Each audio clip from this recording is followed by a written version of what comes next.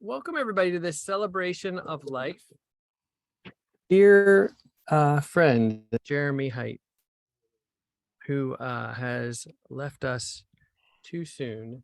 And I first want to thank Lisa and her family and Jeremy's family for joining us for this and for sort of inspiring this occasion to get together and to really celebrate someone who really has been meant so much to our community. And we have a lot of people who have signed up to speak, so I don't want to take up their time. But as a friend of and collaborator of Jeremy's, I do want to share something, and I'm actually going to share something. I'm going to share Jeremy's own words, as some of the people who are going to be presenting will. And this is something that he wrote for ELO and for the Electronic Literature Organization community. And this was something that Michael McGuire had solicited, and he asked me to read this to you all today. So I'll take my contribution will be reading Jeremy's own words. Electronic literature honestly saved my life. I, as a kid, studied philosophy, meteorology, etymology, writing, and anything on odd science and nature I could get my little hands on. I was tested in 3rd grade and moved to a school that had NASA visit us and give us space ice cream, a treasure of treasures, even if freeze-dried, basically, and Voyager photos. We were little calculators given mass amounts of data and mostly memorization tasks.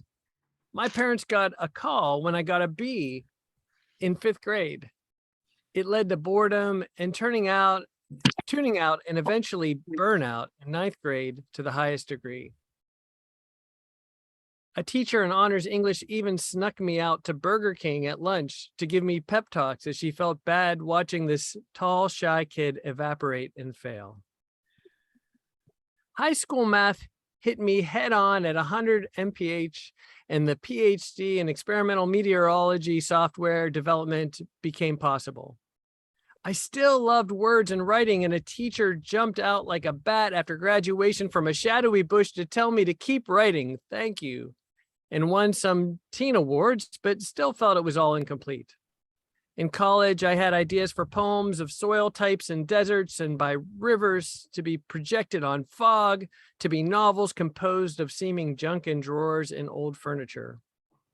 My first published poem outside of school was a poem made mostly of numbers, published in Prakalpana in India.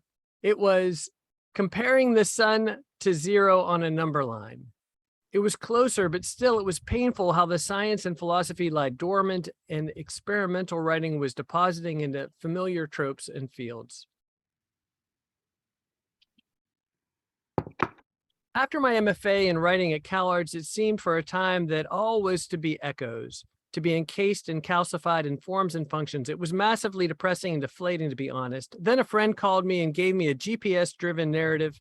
It hit me first that text could skin the world with signal.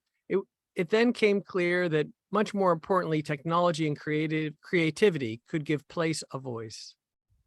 Since then, I've worked in anti-blogs, AR poetics laid out with semantics based on location and elevation, netprovs, poetry edited by earthquakes, and now artificial intelligence infused prose and poetry that reacts to how it is read and grows and shrinks and has a bit of sentience. E-lit to me is almost quantum, made a quantum mechanics narrative years back, but it was obnoxious to read, lol. In its range and possible attempts at core defining characteristics or parameters. The field is ever growing and the future is about to open doors never before possible to explore. It also to me is a family,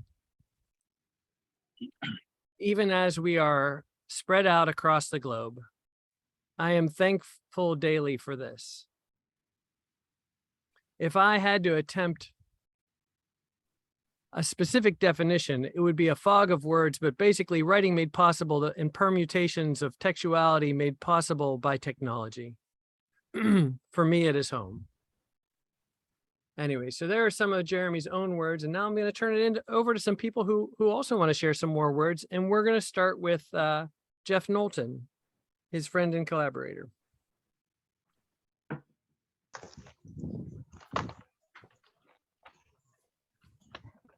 Jeff, are you here? All right, we're gonna move on then. Oh wait, Jeff's there. Jeff, you want to take it away? Are you muted?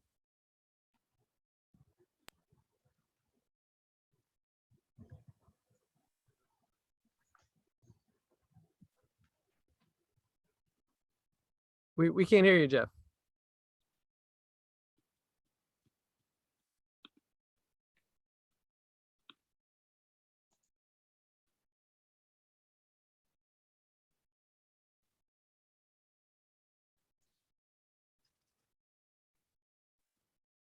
This are you hearing me now?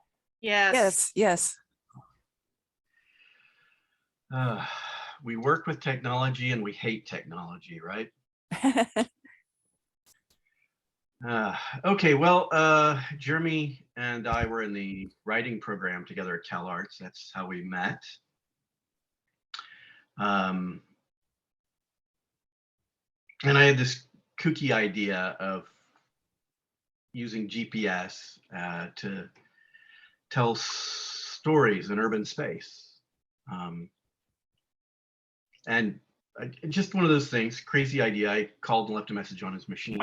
We talked and he just got it. He understood completely the whole idea right away. And sometimes I'd spend 30 minutes explaining to people what the idea was, but he just took it all in, grasped it, and was ready to go. That was one of the amazing things about him. One of the things that I'll miss. I thought maybe though one of the things to talk about would be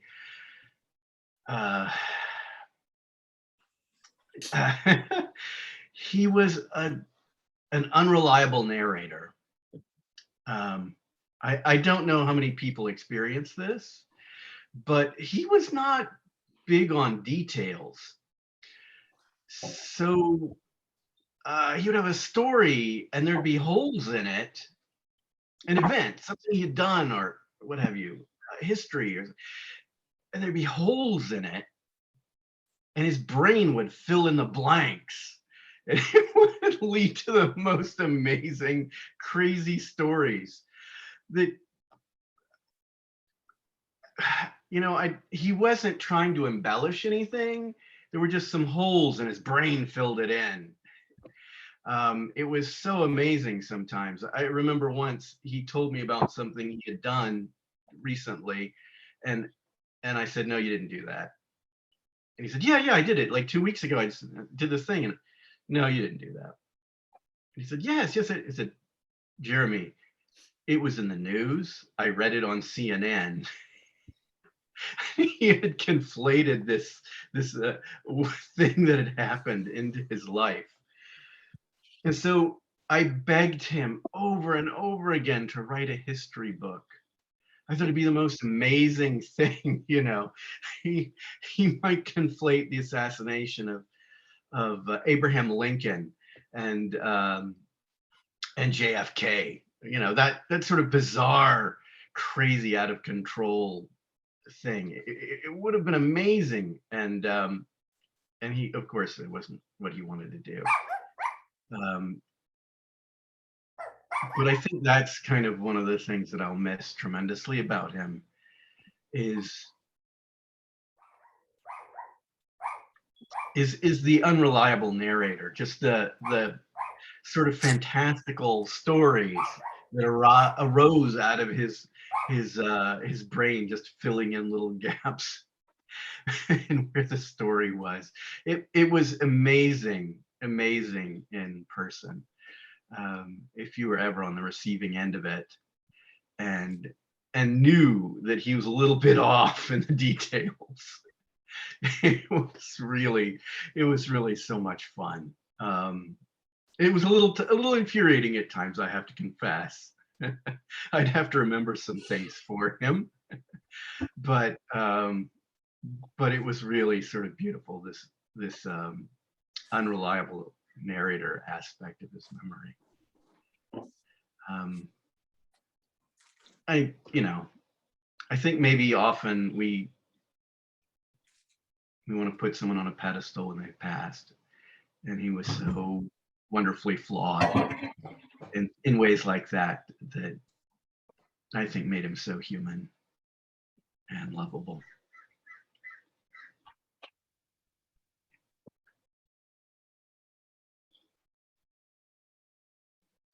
Thank you. Thank you, Jeff. Thank you you. for sharing that. I keep thinking how happy Jeremy would be that there was a hurricane coming up the coast. He loved weather so much. But okay, next up we have Brenda. Hi. Sorry, I've been crying a lot. I wasn't a student of Jeremy's, I was a student of Lisa's, and I sorry, I'm not. This is the first death I've ever dealt with growing up, and it's been really hard, but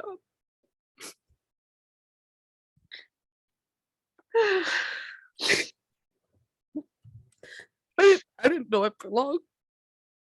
But take your time. Yeah. Thank you.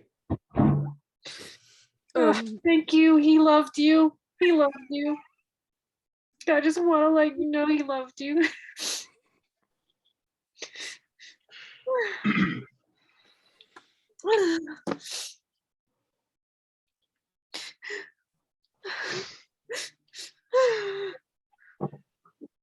Thank you for coming. That's all I have to say. Thank you, Brenda. And now we have Melissa Lambert. Hi.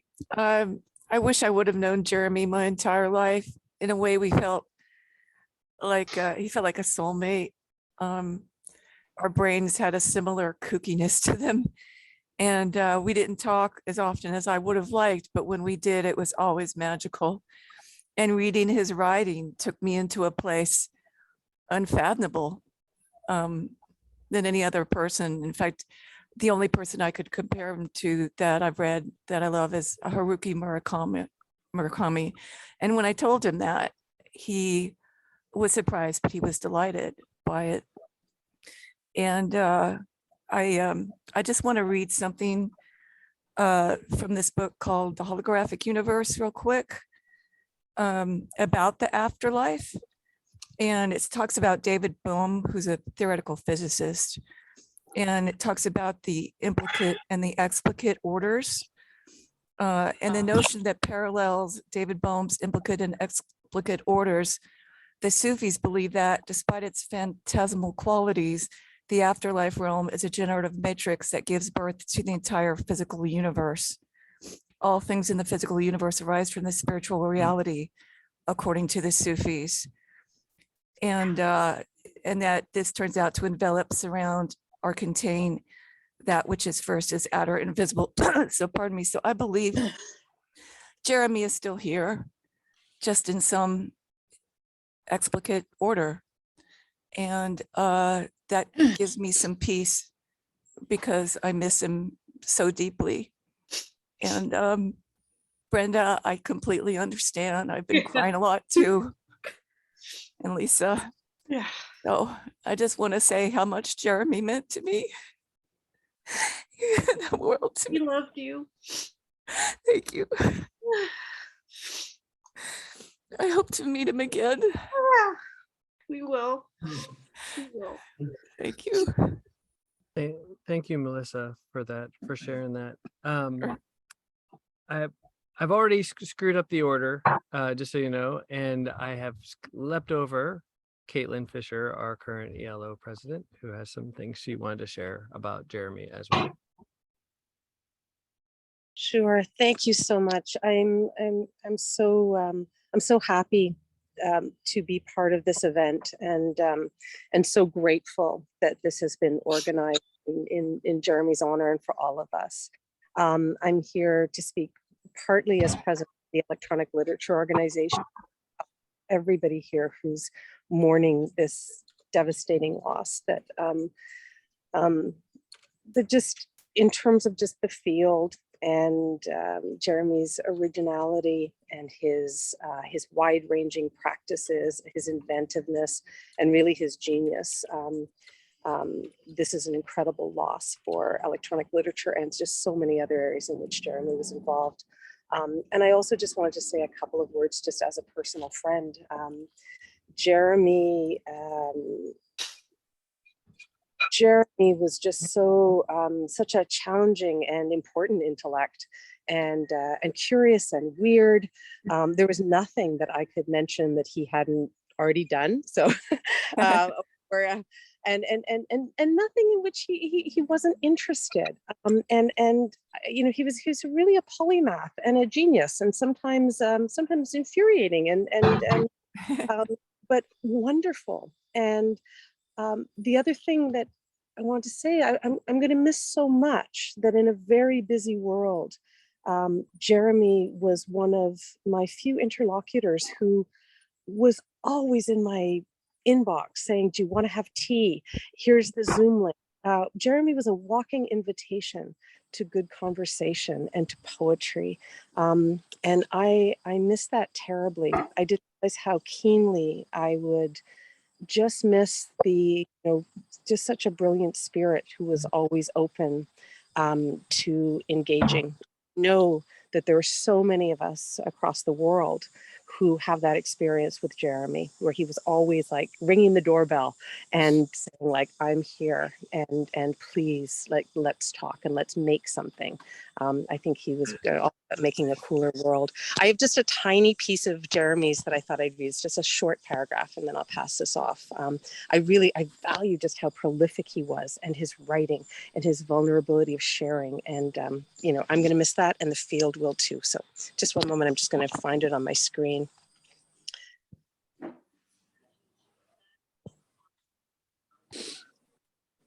And there's, you know, he had so many pieces of writing that I loved, but this one just kind of came to mind.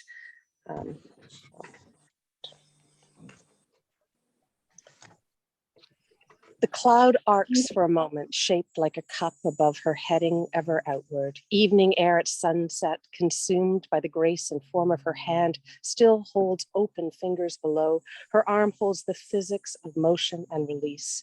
It is her mother. The rain somewhere else is actually a few miles from the shore, and it's clear air and single cloud. It falls almost as if of words, syllables, the crack of big drops on glass, the percussion on metal, and the soft near silence of all the rest into dust and soil. Her mother for a moment is a cloud, ever outward, thinning into blazing colors now of sunset. For this moment, she is infinite. And on that note, I'm just so grateful for Jeremy's work and for his friendship, and my love goes out to all of you here. Thank you. Thank you, Caitlin. Sorry, Mark. Brenda? I wasn't able to talk much. I put a go ahead. message in the chat right now. I was hoping if you can read it, because I can't. Thank you. But Sure. and thank you, Caitlin. It was beautiful. Brenda, do you want that read aloud so it's in the Yes, recording? please. Okay, so Brenda writes, I know I couldn't say much, but I just wanted to say that although I didn't know him long, I knew he loved Lisa. He always wanted the best for everyone and brought so much joy. I found out so much about myself from him, and I never wanted to stop learning from him. That's That's beautiful. beautiful. Thank you, Brenda, for sharing that. Thank you. And next, I'm going to turn things again. I know I'm screwing up the order, but I'm going to turn things over to past ELO president and current board member Deanie Gregar. Hi, everybody. I'm going to speak on one major thing about Jeremy, but I want to say that I think there's two contributions that people can make to society. The first is being an artist. I think that is just one of the most important things that people can do, is to give their ideas and their forms of expression to humanity. The second thing is teach. I think teaching is the vocation of a lifetime. And Jeremy taught at my program, the Creative Media and Digital Culture program at Washington State University in Vancouver, Washington. I hired him many years ago to teach at a distance for us, and he touched students deeply. I'm just quickly going to hit some things that students had said, and I'll drop the entire document into the chat with you. But one student, Cody Armstrong, wrote that he really made sure to rope everybody into conversations. He was just known for bringing all students into the conversation in class. Imagine remote teaching before people were comfortable with Zoom, right? Another student wrote that he provided unique perspective on the subject of digital storytelling, which Jeremy taught for my program. And he spoke so highly of his wife, especially about her being his best friend in his life. It was extremely inspirational. And it was a relationship I want to model in my own, which I thought was really a wonderful comment. Anthony Cox wrote, I remember one story in particular, which was inspired by the experiences of my rough childhood. Many of my students, in fact, all of my students come from lower middle class and are working class students. And so somebody that can reach these students is really important.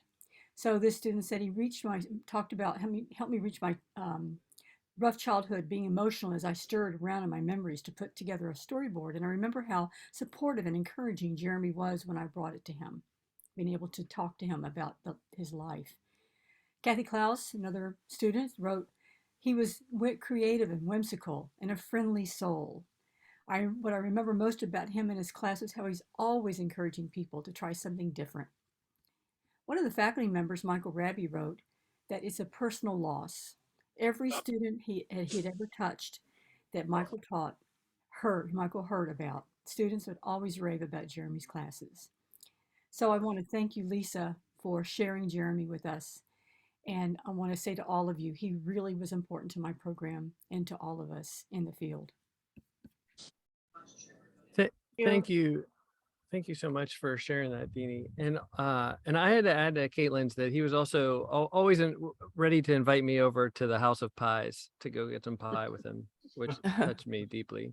The next person to present is Bishad. Bishad, are you here? I don't see you in the named list anywhere of participants. Okay, so if not, let me turn things over to Rob Wittig next.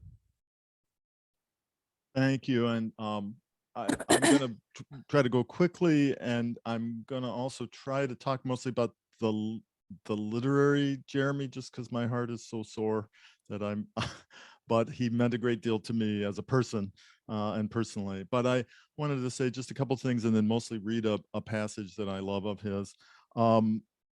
When you read literary biography or art biography, and you read about these amazing influential people of other centuries, and their descriptions are super contradictory, they're shy and they're super talkative and they're friendly and they're inward and they're very serious and they're very funny. I just want everybody to register that Jeremy Hight is what that looks like in real time. That's these important, he is that big a character, that important a mind. And that's, so you've had a chance, and I just treasure that. And just as people who love culture, I want us to treasure that that's what the real thing looks like. I also, of the many things I admired about Jeremy, just purely as a writer from technical skill, he did something that is so rare as to be almost non-existent, and that in my mind, and that is to use literary vocabulary and traditional literary locutions and not have it run away with them, and not have it's like, when you successfully imitate classic literature, it's like grabbing the tiger's tail. The tiger can toss you around like a cat toy usually, but he managed to do that thing, and I've always aspired to it, never been able to do it, and he could do it. Language that's resonant with the literary tradition and still fresh, and super big vocabulary, pop culture, high culture, low culture.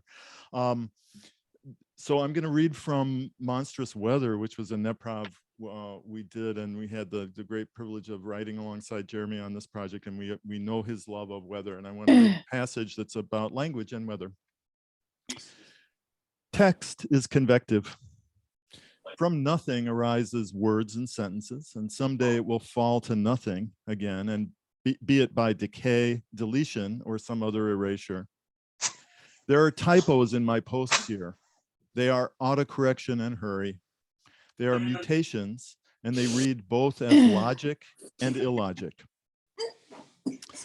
This also is a sort of convection, like thunderstorms from a clear sky.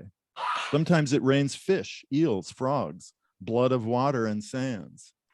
Sometimes the storm forms where it usually does not, when it is not expected. This is weather as monster. This is weather as mutation. Mourn the cliche. Sing sad songs to the grave of what once was original.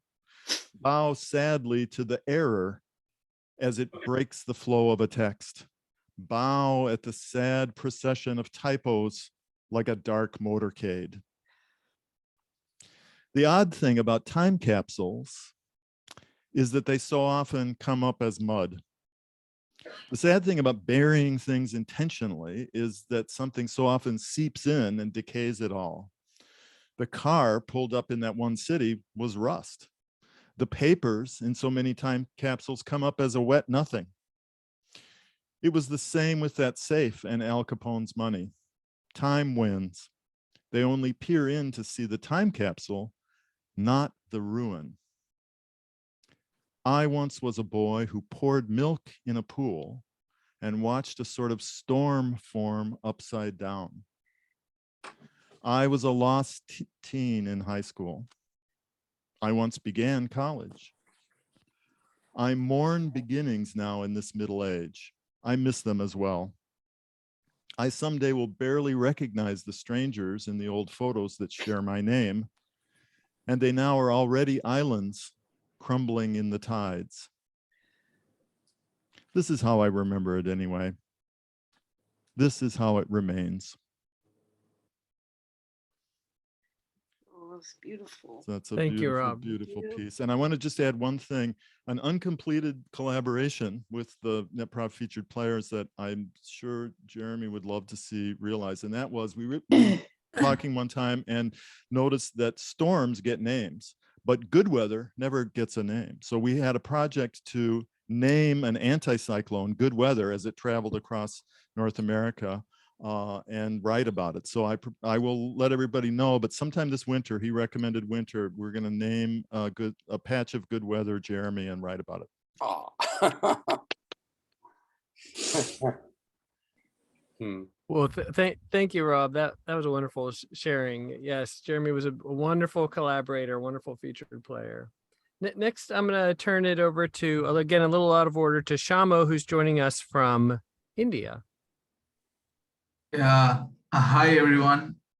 So I do not know how to speak because this is the first. I have always spoken about people who have been present in front. This is the first time in my life when I'm speaking about someone who is not there. And that's someone who used to call me as his brother, and I used to also do the same for him. I remember the days when me and Eric would hang about in Discord with his bowl of noodles. And I used to lay in my bed at ungodly hours in the night, chatting with him. That is how I met my brother, on Facebook messengers, on weird short stories, and through electronic literature. It's very difficult for me to articulate because he was always so active through his humor, through his memes, through his Facebook posts, and we shared a sense of humor so twisted that only he could understand. And somewhere down the line, I would still like myself to believe that this all, whatever is happening, is an elaborate meme which is waiting to Jeremy's Facebook account. I will miss the random pictures that he used to post. I will miss him sending his short stories that I would take forever to read, but I did read and get back to him. I not always could, and now I feel that I perhaps should. I'll just finish off with one particular memory from ELO 22 that recently concluded. So Leo was there and we were talking about locative narrative, and Leo mentioned, and we were talking about Jeremy, and Leo mentioned he is the inventor of it. And like, yes, he is also my brother. So whenever someone mentions locative narrative, I'll probably tell them he was my brother. So thank you. Thank you so much. What a beautiful sharing. Thank you, Shamo. Our next person who wanted to speak is Nick Montford. Thank you, Mark. I really wanted to say some things, not about Jeremy's pioneering work in locative narrative, not about the publications that he offered us and which we still have and which we should return to, but how I developed a friendship with him during the pandemic, thanks to Rob Wittig, setting out a call, bringing some people together, providing time for some of us who are socially distant to connect. Jeremy would always be there as far as I could tell. As far as I recall, I think every time we had one of these meetings, even as people sort of dropped away, they found other things impinging on their schedule. Jeremy would be bringing himself after sleepless nights, after overload of classes and work, to connect and to talk. And I really appreciate that. It's something that has helped me get through the pandemic so far. And I did learn about the heat dome over Portland. I did benefit from meteorological expertise. I did get to freestyle rap with Jeremy there and in other contexts.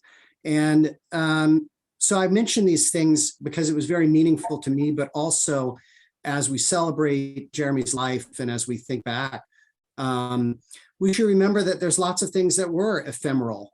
Not everything is published, not everything we'll be able to read, but let's let those things live in our memory and be part of what we've enjoyed about our experience with him. Thank you. Thank you. Thank you, Nick. And I didn't mention that Nick is also a past ELO president as well. Not that we're standing on ceremony here today. Our next person who's going to speak, good friend of Jeremy's and host of the second Tuesday salons, Dina Larson, has a few words to say. Thank you, guys. And I'm so grateful that we did have a salon featuring Jeremy. And I did put that blurb from him in the chat, so you can read that. Part of what I loved about Jeremy, Lisa, you know this as well, is we often talked about our chronic illnesses and how we needed spoons, and how Lisa, you gave him so many spoons and so much energy. And it was incredible the way that he appreciated that and how you worked together. I did want to read very briefly from Jeremy's new book, Easy and Clear.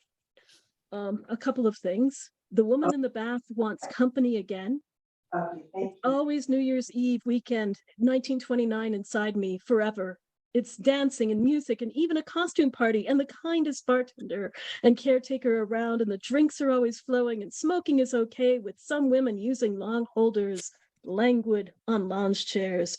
There is a writer coming to stay now, and he's working on a new novel, which is really exciting. And I am big and warm and open year round. I am big and bright. They say a beacon on the highway. And then another one from Kant has a drink.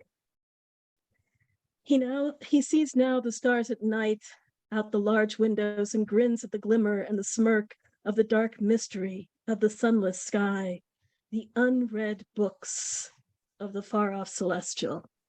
And I just think those words from Jeremy pretty much sum up his life. So I'm so grateful for him. I'm so grateful for all of our long conversations and support. And thank you, guys. Thank you. Thank you. Thank you, Dina. Much appreciated. The next person who wanted to speak is Pat Badani. Hello, and thank you. I'm deeply honored to share this moment with you, Lisa, and everybody else. I've known Jeremy virtually for quite some time, but our correspondence and relationship blossomed during the pandemic, perhaps because of everybody's need to reach out and connect through Zoom or FaceTime or whatever means. However, it has to be said that the one thing, several things impressed me about Jeremy. One was his relationship to you, Lisa. He spoke always as we're soulmates. Whenever I think of a couple and a partnership and that kind of wholeness within that, the nature of that relationship, I take you as a model. And I always hope and wish that perhaps someday I will meet that soulmate in my lifetime. You are an inspiration, or you were as a couple an inspiration to me. Beyond that, it was Jeremy's openness, and Caitlin mentioned these, and several of you mentioned his availability, his willingness to connect. Was enormous. He was always present via messaging, via FaceTime. We would share our experimental projects, and we felt very comfortable with sharing these. I felt, at any rate, very comfortable with sharing projects in progress that I wouldn't share with anybody else. He had a degree of honesty and incisiveness and kindness to his comments, which I took to heart and implemented to drive the projects in the right direction. He did the same with his stories. He shared his stories as he was writing them, and I would comment in the best way I could. So this kind of intellectual and artistic camaraderie is so unusual in our profession, to feel that comfortable with somebody, that sharing ideas that haven't been totally fleshed out with somebody. He created this kind of safe zone, artistic and creative safe zone, for us to be able to share these works in progress. And I miss that. I miss that terribly. I miss not having that sort of artistic soulmate to look forward to connecting with.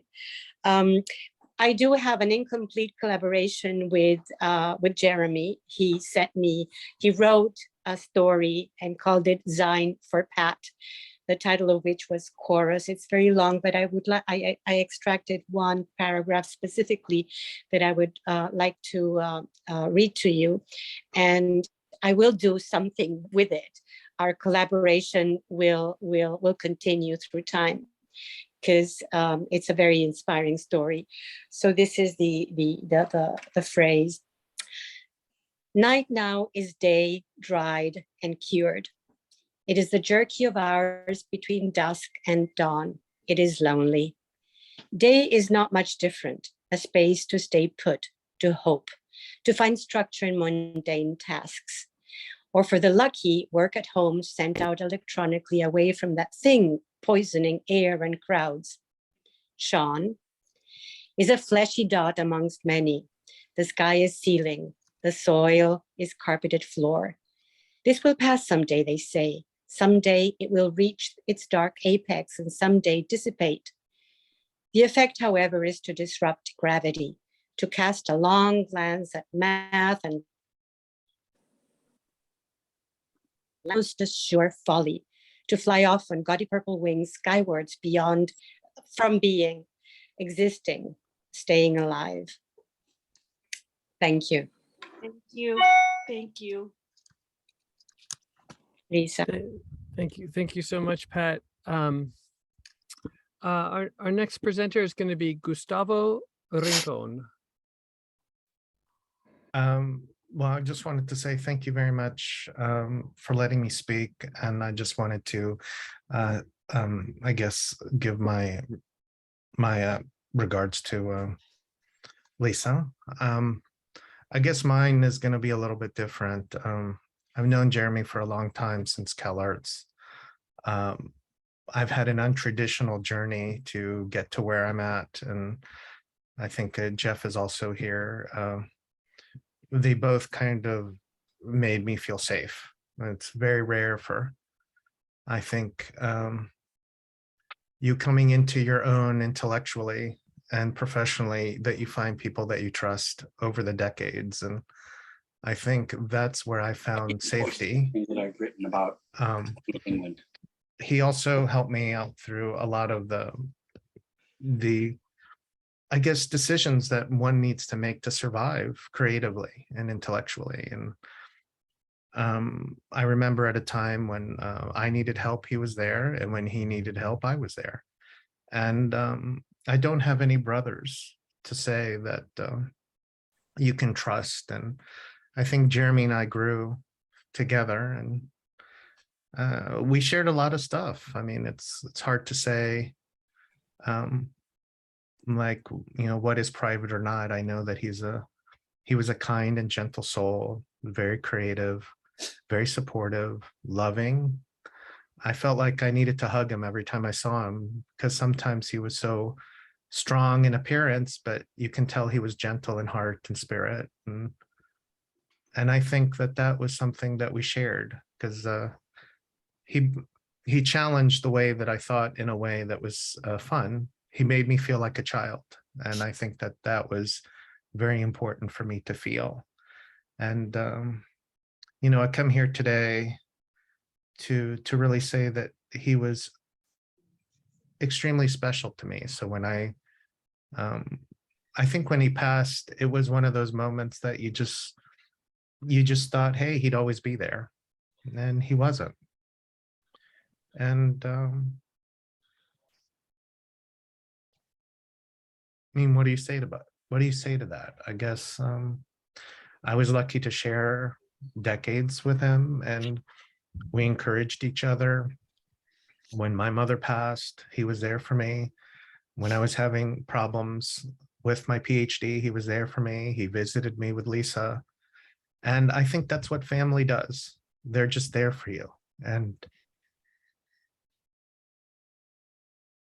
I think that's what I'll remember about him. He was family. And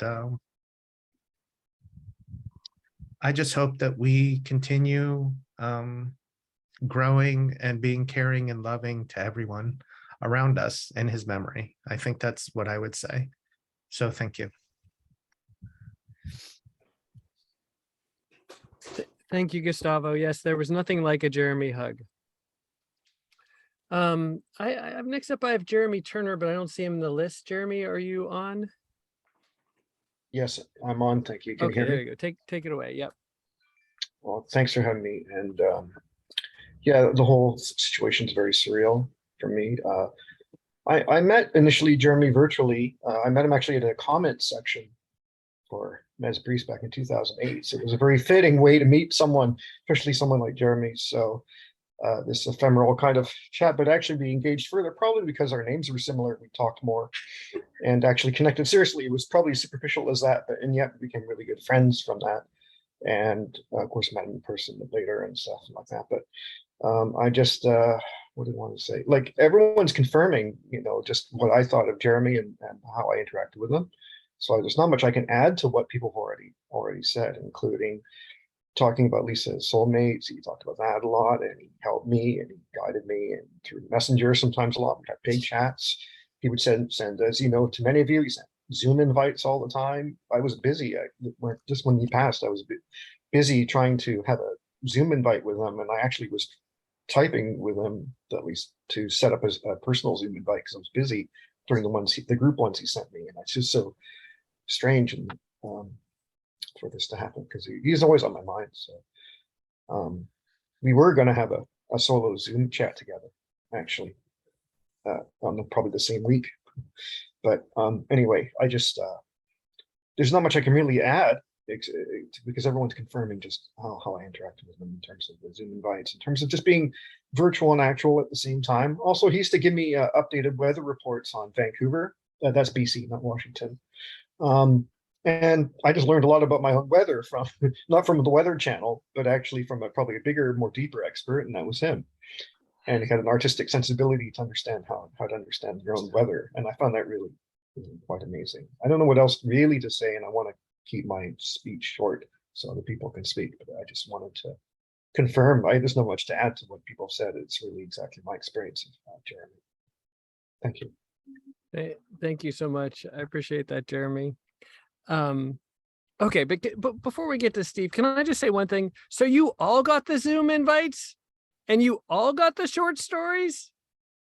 Anyway, this is just, it's astounding to me, only because this thing that Jeremy is saying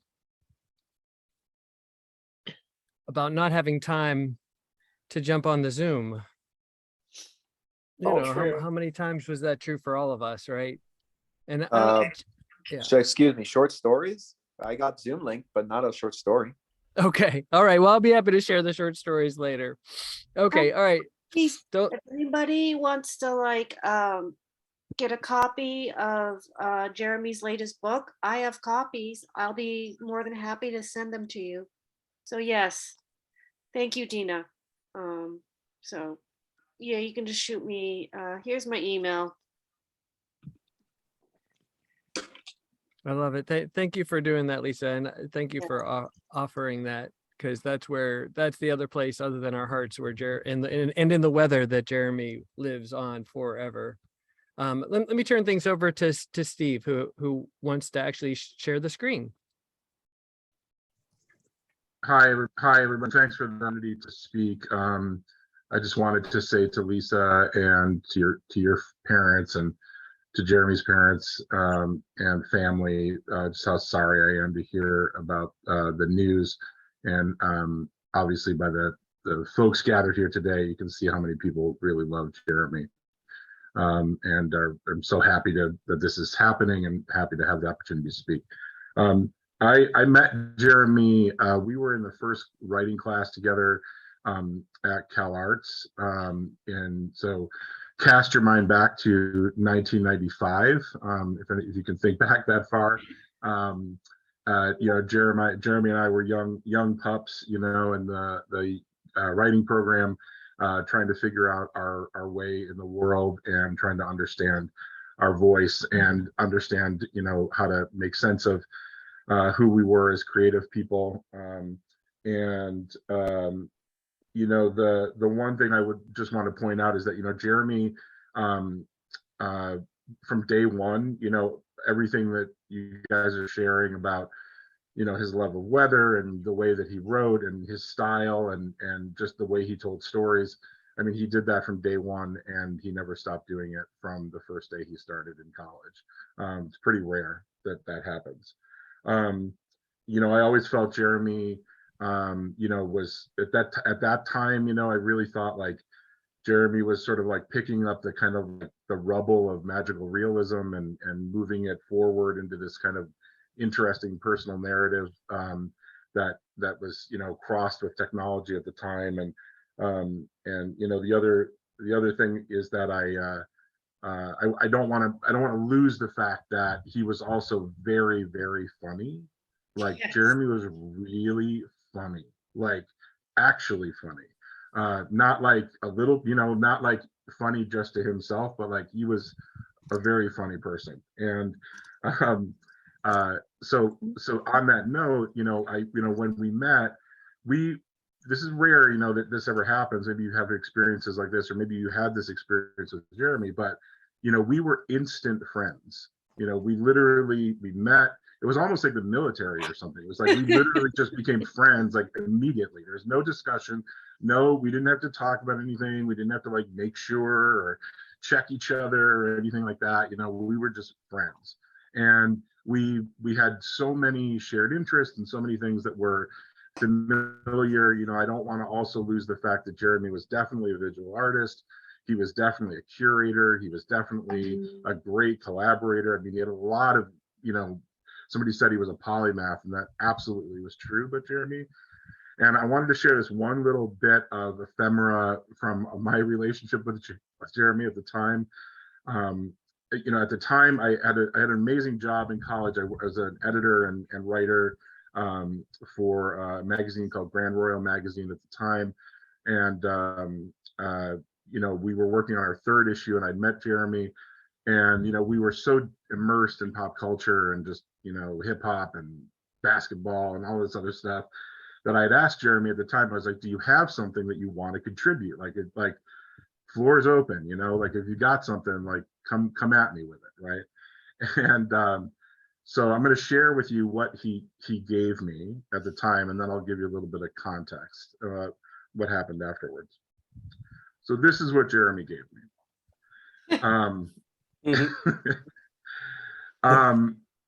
Jeremy just came up to me one day and he handed me this photo of Sean Cassidy and Meadowlark Lemon and Darth Vader spinning basketballs, which this photo still completely blows my mind, and it blew my mind back then. So, there's lots of questions here. Like, is it Darth Vader controlling the basketballs? Is Meadowlark Lemon controlling the basketballs? Like, what's actually happening there? But what was interesting was, Jeremy and I were talking, and we ultimately couldn't find a place for this. We didn't know how to include this. Like, we didn't know what to write about this. We didn't know what to say. It just had hit so many kind of retro, amazing moments from our childhood, and we just kind of laughed and goofed about it for a long time. But the one thing that really blew my mind, Jeremy was from the Valley, and he'd had a lot of different types of experience that I did growing up. And the one thing you'll notice here on the right, this photo is signed by Darth Vader, which is just mind-blowing in and of itself. And on the bottom it says, "May your force be with you." And I thought about this when I heard Jeremy passed away, because I don't have a really great way of being succinct about Jeremy and his personality and who he is. So I think Darth Vader captures it much better. And I think the idea here is that, if you think of the Star Wars universe, the Force is a shared thing amongst many people. And I think Jeremy was his own Force. Like, I think he had his own ability to tell stories and use his power for good, and for bringing people together, and for capturing your imagination, and bringing creative people together in a safe and comfortable way, in a way that you felt that you could be vulnerable, where empathy was the currency of your conversations. And I'm going to miss him terribly. I felt at times Jeremy was in my brain. I felt like he knew me better than I knew myself at times. And but I'll leave it here to Darth Vader, because I think he captures it better than I can. So thanks for the opportunity. Thank you so much. Thank you, Steve. Next up, we have Gary Barwin is going to speak. Thanks. That was beautiful, Steve. I'm like everyone, I'm very sad about the loss of Jeremy, but I'm very glad to be able to be here, especially with his beloved Lisa and Jeremy's family. Jeremy and I spoke online often, like I think he did with so many people. It's lovely to find that out. And we spoke much more rarely in person at the occasional conference which I attended. We became friends online. This relationship seems apt because it was all about language, connection, ideas, virtuality, location, human contact, how important location is, how it builds stories, community, friendship, shared experience, even when we're in different places. We spoke a lot about life, goofy memes, what I think of as Jerememes, and always writing about the surprise and difficulty and possibility and creativity of being a person. And he enthused about Lisa also. He was so profoundly human, loving, funny, thoughtful, humble, intelligent, ambitious, often sad, but always exuberant about what was possible, what could be possible. He was really inspiring to me. He kind of adopted me as a big brother, as if I knew things and could advise him. I don't know things. I had the honor of writing a blurb for his latest book. I too got I got the short stories in draft on social media and read them, and yeah, I was really happy to see them gathered in the book and to get to write about it. I'd just like to finish with a poem I wrote for him a few years ago. Jeremy told me that his big toe was amputated, and so I wrote a poem for him based on that. Loss. I had a big toe. Now my big toe is gone. Suitcase, sunglasses, Hawaiian shirt. My big toe is gone. Traveling, I ask my remaining big toe, where has our big toe gone? My remaining big toe says, don't know, says, but I'm with you. I'm with you. Thank you. Thank you. Thank you. Thank you so much for sharing that. Oh my goodness. And next we have Radford Salas. Radford, are you here?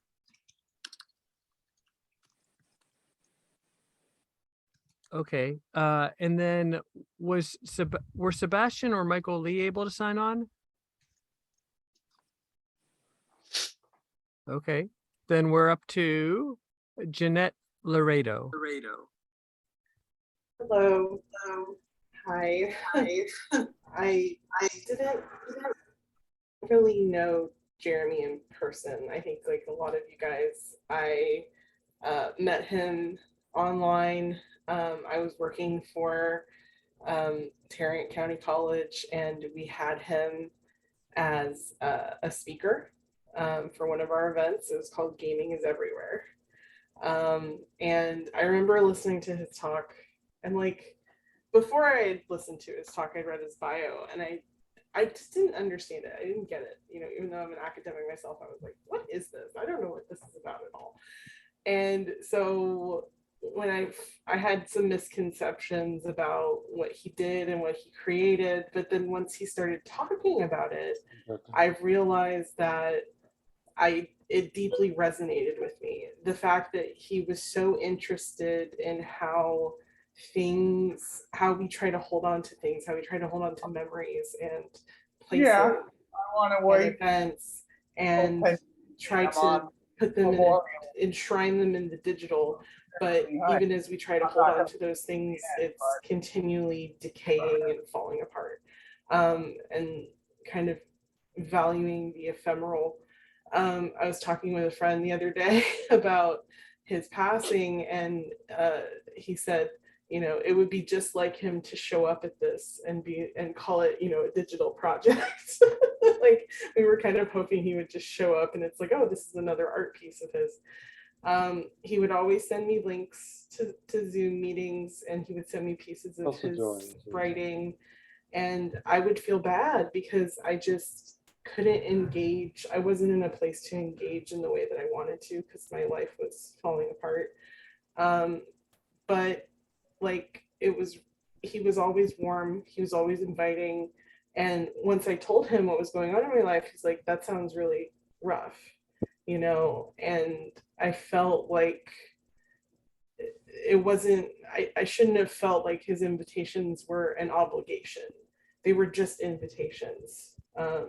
And so I'm just glad to have known him. And yeah, I just think about that a lot. Thank you so much for sharing that, Jeanette. And Radford is here. What's that? Radford's here? Okay, okay, Radford, why don't you go next?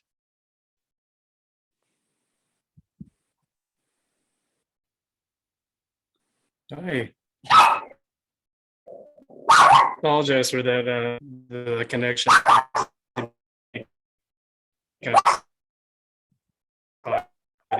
apologize for the my name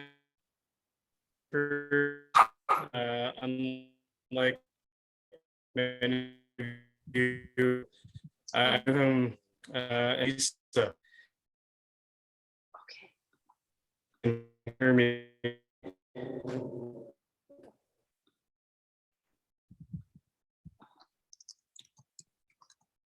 I think I'm earlier.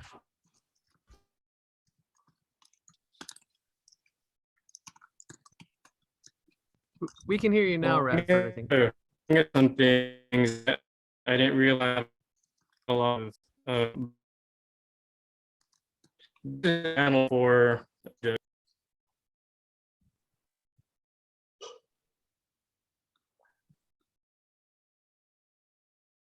Oh, I think if Radford. I'm if you sorry, wanna- I think I keep dropping on Yeah, and if you off. wanna, yeah, if you want to type your words on chat, you could totally do that as well. I don't mind. That'd be Yeah. Sure. That seems like a good idea. Although I'm struck see by if the I fact I yeah. think Jeremy would have turned the I transcript just of your wanted to words share a into a postcard that poem. Jeremy had sent back in the 90s. Yeah.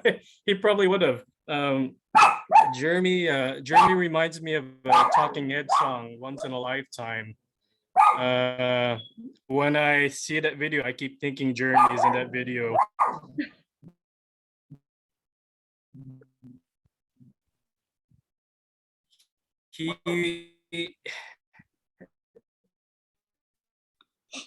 Jeremy, when I think of Jeremy, I think Weather and Burning Man.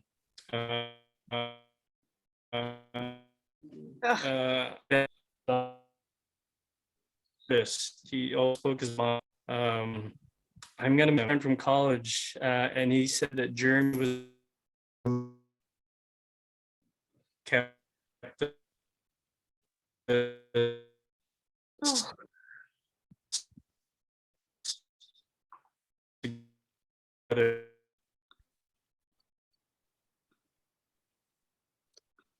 In 93 at SF State,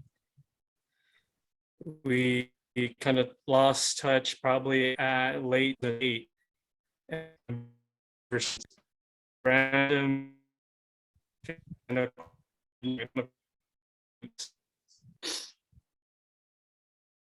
and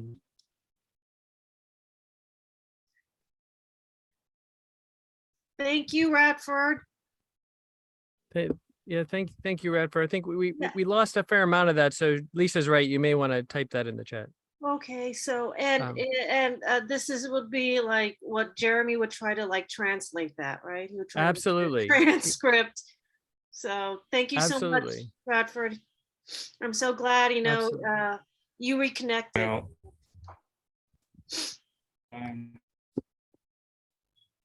So the next person who wanted to talk was Patrick Lichty. Patrick, are you here somewhere? I'm glad Jeremy reached out. Thank you. Sorry, Is Patrick there?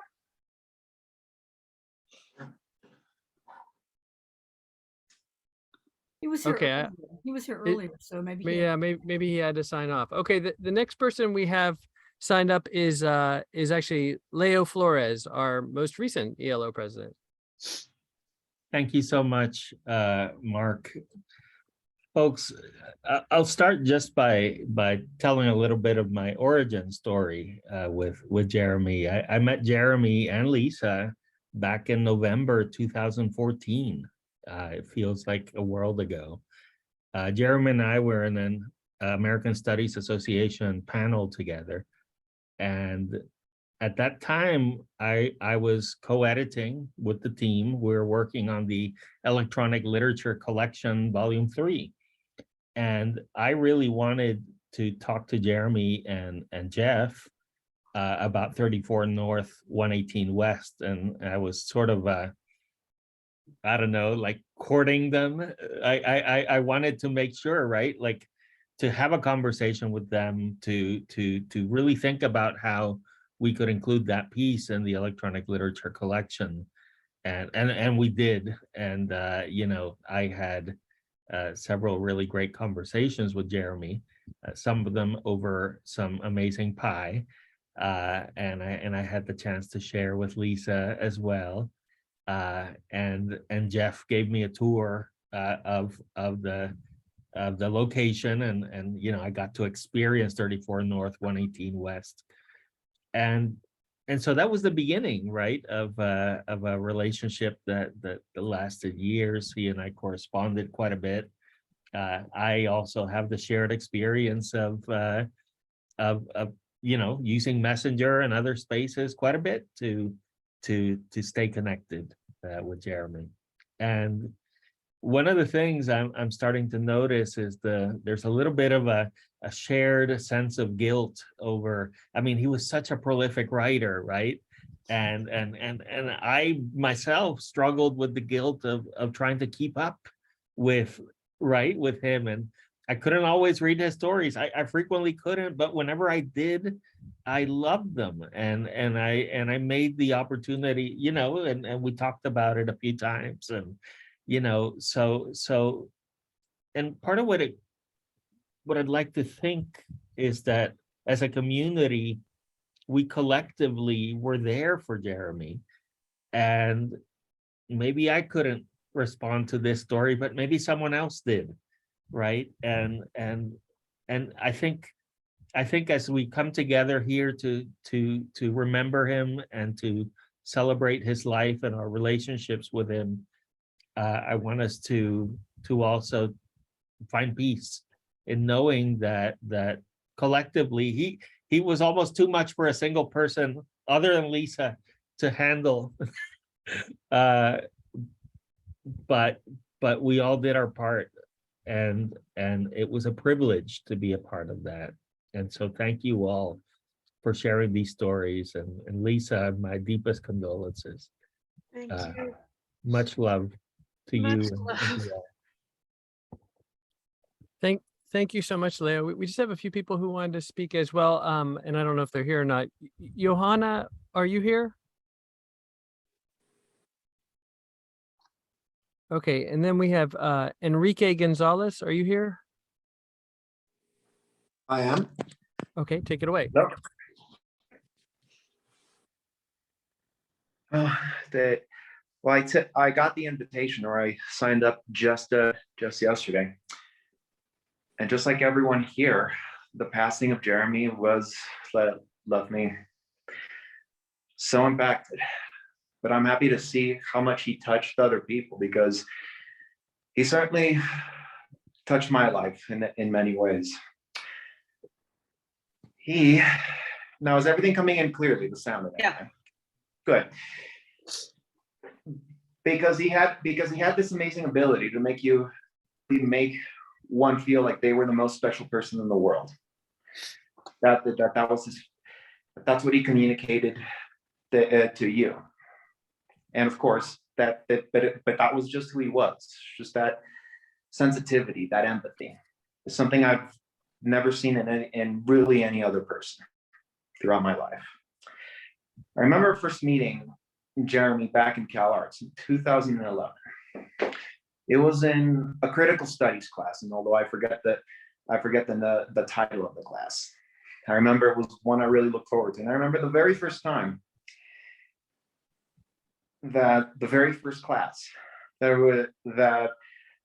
I thought that I saw Jeremy. I thought he was one of the students, because there was something so laid back and such a sense of humor, especially because I remember a class previously, there was a lady talking about conflicts and protests going on around the world, and just how serious and impactful that was. And here was Jeremy. In fact, in that tour class, it took me about an hour and a half to figure out this is the instructor. And one thing I did in that class was write some essays for that class early on, and a friendship blossomed between us because he called me the early bird. And from then on, we would interact mostly online, also in person. Summer of 2013, we were actually neighbors by a few blocks. Best neighbors ever. Jeremy and Lisa. Most of the communication was the random hilarious images that he would post on Facebook.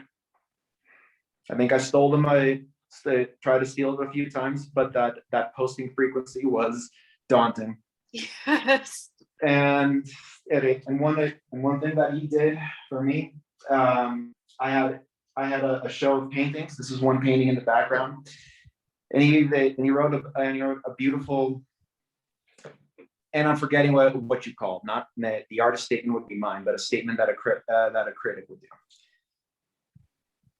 And once again, wrote the most beautiful thing, and it was just a single paragraph in his signature style. He would always share his stories with me, his written stories, and of course, his own hilarious, touching, and impactful stories from his own life that he could go on for hours, and the hours that he could go on were heavenly to me. And if there is a heaven, I hope that it could also be hours and hours of hearing Jeremy's stories, Jeremy's yarns, for hours for eternity. I thank you, Jeremy. I thank you, Jeremy. Thank you, Lisa, for being such a special presence in my life, and sad to see him go, but it touched me to see how many people he has impacted, and that's all I can really say. Thank you. Thank you so much, Enrique. The next person who wanted to speak was Paul Webby. Paul, are you here? Yeah. Can you hear me okay? Yeah. Yep. It's really nice to hear things about Jeremy and his life, but I think I'd rather hear it from him.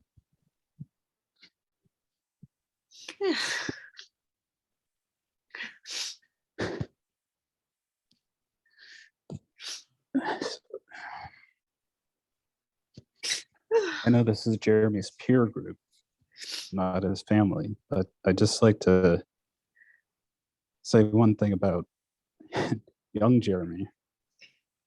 He once told me that I think in high school, he had a English teacher that had, in his words, checked out.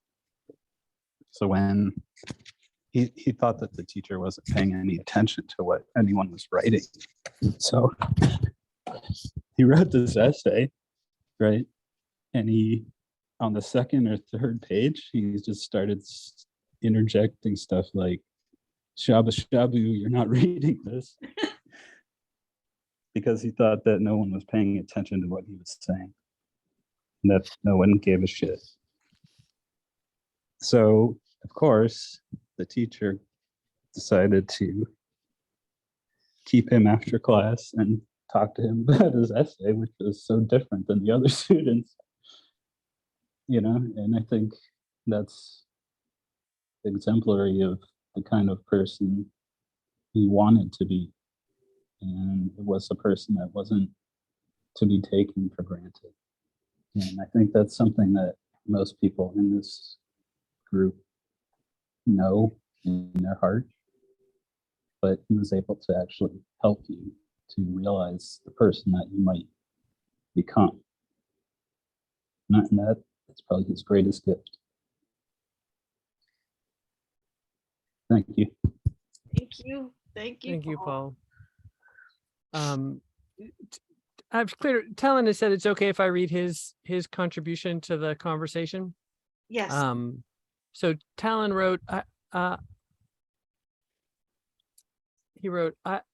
loved Jeremy deeply. He was a buddy, a collaborator, a colleague, genius. Sorry, I apologize, Talon, for my inflection here. He was integral to a lot of energy around Under Academy. Our shared commitment to meme studies was magical. I can hear his voice in my head, and it's a bit comforting. Thank you for sharing that, Talon. Those are all the people who signed up before we wrap up. And I know Lisa wants to say a few words. Was there someone else who wanted to say something that didn't get a chance to sign up? Maybe you could put up a hand and maybe I'd see it, or maybe you could just start speaking and maybe I'd hear that. Deanie? Jeremy, Rob Whittick had a really great idea about collecting all this all these memorials, testimonials Great. into a folder and perhaps putting this on the next. And I'm Great. happy That's to do a that, wonderful. as curator. That's a wonderful idea. Yeah. Absolutely, we should. Yeah. So I love hearing about all this correspondence. So again, it's totally up to anybody what you want to share or not. But if I think it would be great to catch some of the flavor of those wonderful correspondences if we could. So just we'll have more details later. And I'll download the chat too, so we have a transcript of that. And may I also mention one more thing? Go ahead. I posted 2 links to the next. We have 2 works by Jeremy that he provided us. We're documenting one, but we have the work of the other. If there's anything else that we can document of Jeremy's work, Lisa, let me know. I'd love to have the Jeremy Hight collection in the next.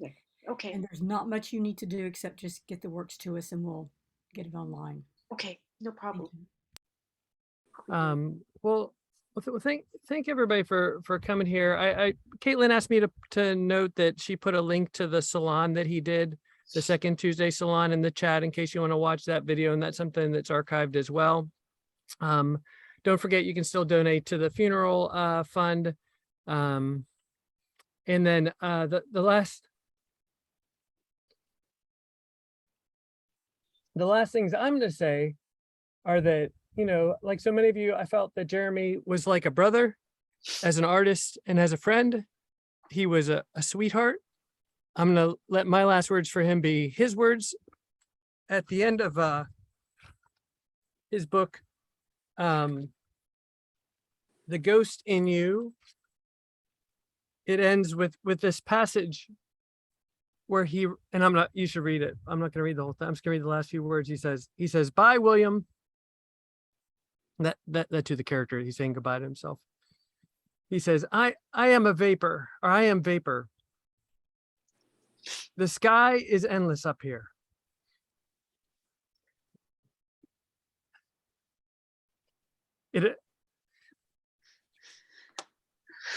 It also has no beginning, middle, or end.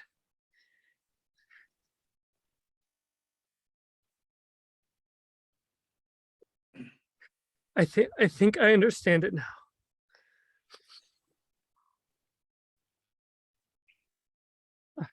I wish I could tell her. But I'm not gonna let that be the last words. The last words are when he signed his book. He at the front it says, "Thank you, Jeremy, Casper, comma, the ghost where I live that steals our forks, comma, the old man ghost in my parents' house, comma, the fake ghost in Scooby-Doo, comma, the ghost of past iterations of society." Anyway, Thank you. I'm gonna miss him. Ugh. Should I Lisa, you want to wrap things up? Yeah, I just want to thank everybody. And I'm so grateful that he was so well loved and regarded.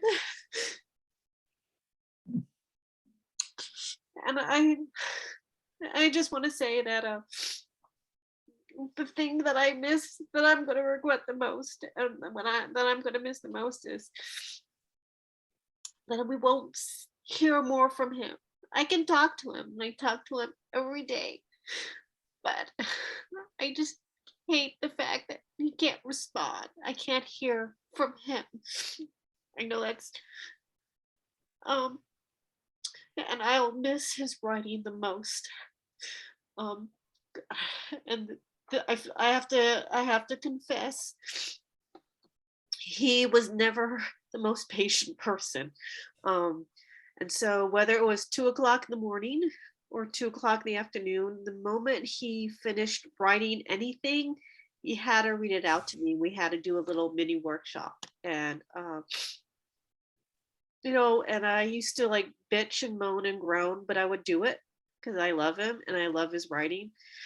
And I would give anything for him to read something to me now. But thank you, everyone. Thank you. I would like to say we will all miss our son-in-law. He was so prolific. It's such a creative person. This was amazing. He is such a amazing person, and our son-in-law. We will miss him very much. Thanks, Dad. Thank you, Okay. everyone. Thank you, Lisa. And I think apropos of Jeremy, we'll put some refreshment tables in the Discord. Yeah. If people wanna go to the ELO Discord, I'll put a link in the chat and people can continue conversating there online and everywhere. And Jeremy, you I know you're out there, and try not to play too many pranks on us, okay? Because we still got to put up with the rest of this life business. Thank you all for coming, and we will post this recording online for people to share and treasure. Thank you, Mark. Thank you.